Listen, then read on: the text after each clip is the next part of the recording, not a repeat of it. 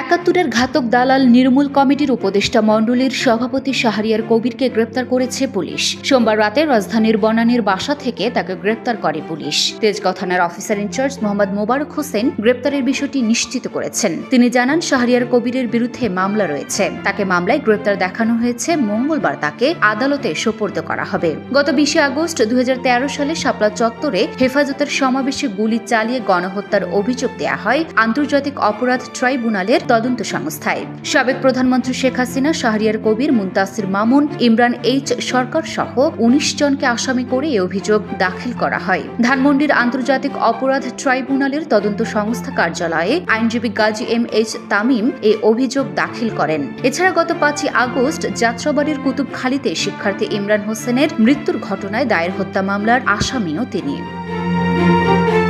Luna Afroz Nipa, Dhaka post.